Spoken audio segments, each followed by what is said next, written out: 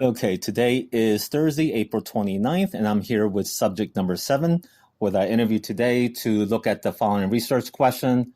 How do counselors who provide services to Spanish-speaking clients gain their awareness, acculturation, and skills to work with this population? So, question number 1, how long have you worked with an agency or an organization as a therapist? 2 years. Okay. And what are your licensure credentials? I'm a licensed social worker. Okay. So question 3, can you describe the diversity of the population you provide a service to? Yeah, the diversity of the population is across ethnicities, races, genders, gender expression, sexuality, as well as age. Okay. Question number 4, can you describe your comfort level providing services in Spanish? So my comfort level in providing services in Spanish would probably be about a 2. I can get by conversationally, but a lot of the terms in Spanish do escape me, and I don't have the proper training in Spanish language to provide therapeutic services. Okay. So question 5, can you describe your skill sets working with Spanish-speaking clients? So in working with Spanish-speaking clients, I would have to establish, level of fluency in English, trying to help them to make sure that they're, feeling comfortable in their self-expression, feeling comfortable in the way that they are able to not only express themselves with the language, but express themselves emotionally in English. And so, establishing that baseline is very important. If they do feel comfortable with their emotional expression and their fluency in English, I do proceed. If not, I do search for a provider that might be able to provide that that therapeutic service through, in the Spanish language to make sure that they're truly able to cope with and deal with those emotional challenges. Okay. Question number 6. How would you describe your understanding of Spanish-speaking clients' cultural background, beliefs, customs, and values? I would say I am pretty comfortable with different groups from different regions and different countries. I lived in Brazil for 2 years, so I do have a cultural background in understanding Brazilian individuals as well as, speaking Portuguese. I've had various encounters with clients, friends, and family members who have lived in various countries such as Colombia, El Salvador, Mexico. And so understanding the different cultural backgrounds, I would say I navigate very comfortably, but I do also recognize that there is a lot that I probably do not understand, especially with the nuances between regions, between countries. And so I am constantly on the search to try and, educate myself on those backgrounds. Okay. Excellent. Which leads to my next question, that question number 7. Can you describe your experience when working with Spanish-speaking clients with a different dialect? Yeah, certainly there are various dialects when it comes to, El Salvador, Puerto Rico. Growing up in the area I grew up in, there was definitely a lot of diversity in dialect. And so I was able to hear the different dialects. And so, and living in Brazil, even different regions of Brazil have different words and phrases that describe certain things. And so understanding that does provide me, again, with that kind of cultural humility and understanding that there are going to be things that I don't understand. And I do have to come from a place of seeking to understand as opposed to prescribing my ideas of what they should be speaking or saying or understanding. So I would say I'm generally comfortable with the different dialects, but again, there are various dialects that I am not familiar with. Okay. So question number 8. What does it mean to you to have a commitment to diversity, and how would you see yourself demonstrating it in your field? Commitment to diversity is such an important part of my practice. I am inherently someone who is very curious and seeking to understand other people and their cultural, ethnic, and racial backgrounds does provide me with a lot of satisfaction in understanding how I can provide services befitting their cultural, ethnic, or racial background.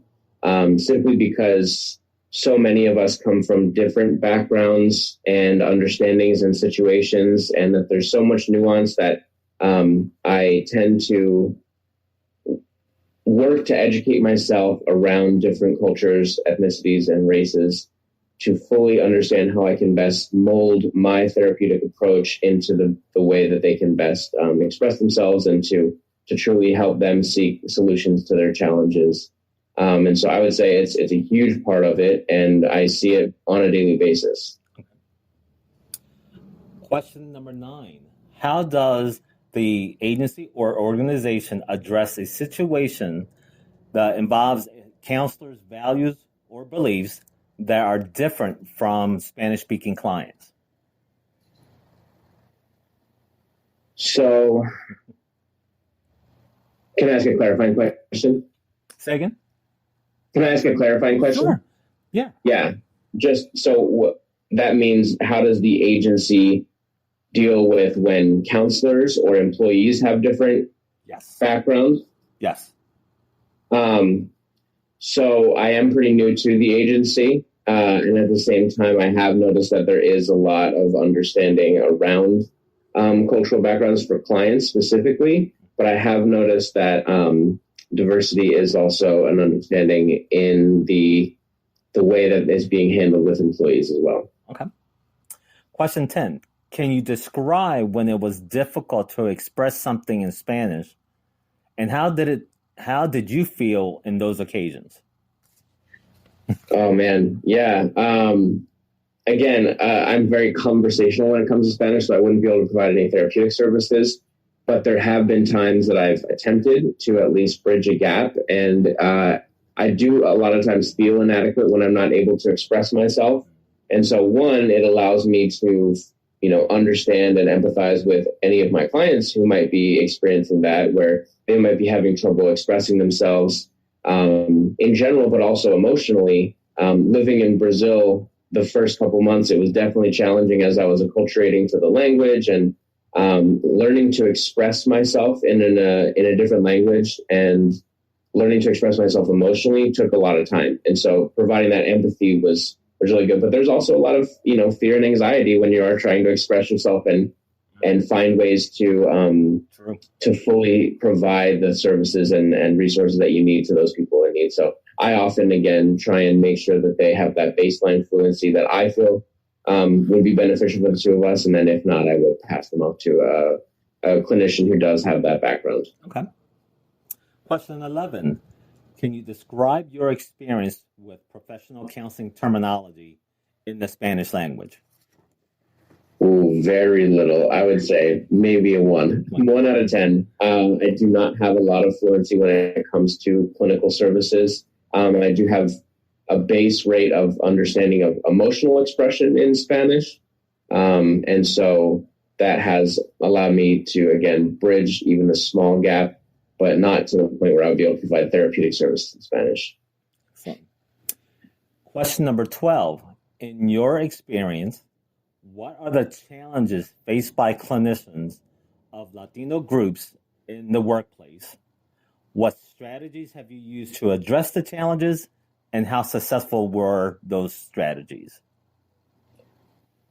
Ooh.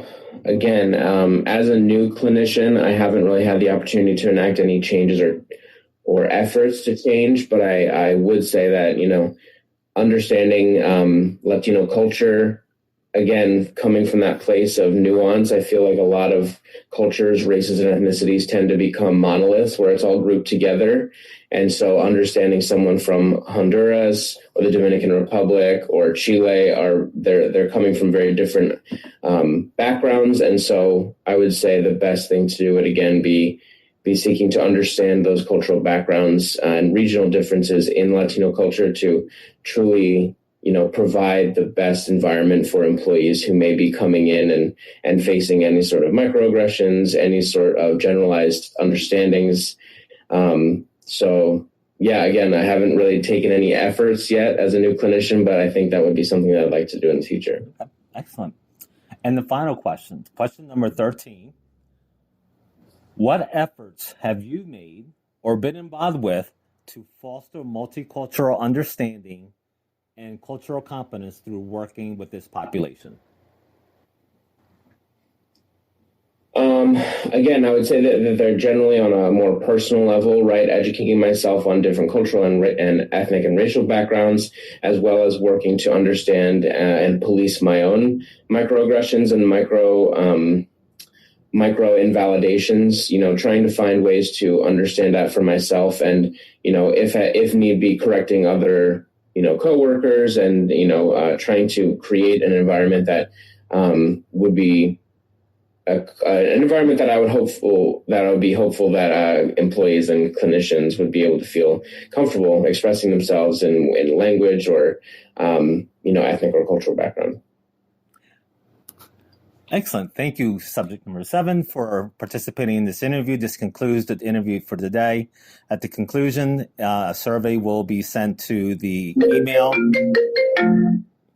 The email will be sent to the following email address that was provided. Thank you.